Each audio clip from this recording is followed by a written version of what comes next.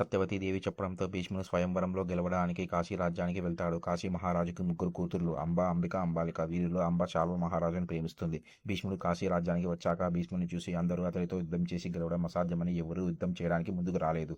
కానీ శాల్వ మహారాజు అంబని ప్రేమించడం వల్ల ఓడిపోతానని తెలిసినా కూడా భీష్ముడితో యుద్ధం చేసి యుద్ధంలో ఓడిపోతాడు. భీష్ముడు కాశీ మహారాజు ముగ్గురు కూతుర్ని తీసుకొని హస్తినాపురం వైపు బయలుదేరుతాడు. భీష్ముడు స్వయంవరంలో గెలిచిన కాశీ మహారాజు ముగ్గురు కూతుర్లని తీసుకెళ్తూ ఉండగా దారి మధ్యలో అంబ భీష్ముడితో, నేను శాల్వ మహారాజును ప్రేమిస్తున్నాను, మీతో రాలేను అనగా అప్పుడు భీష్ముడు, నేనేమి మీ ప్రేమను విడదీసేంత కఠినాత్ముని కాదమ్మా, నీవు శాల్వ మహారాజు దగ్గరికే వెళ్ళు అని పంపించాడు. భీష్ముడు మిగతా ఇద్దరిని తీసుకొని హస్తినాపురంకి వెళ్ళి విచిత్రవీరుడికిచ్చి వివాహం చేశాడు.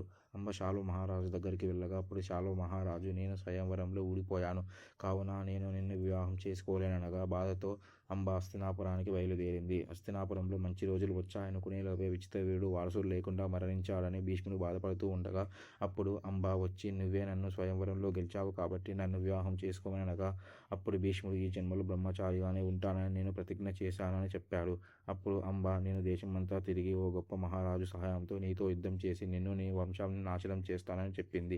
అప్పుడు భీష్ముడు అంబతో, అమ్మ, ఎవరూ యుద్ధం చేసి నాతో గెలవలేరు కావున నన్ను గెలిచేవాడు మా గురువుగారు పరశురాముడు ఒక్కడే, నీవు అతని దగ్గరికి వెళ్ళు అని పంపించాడు.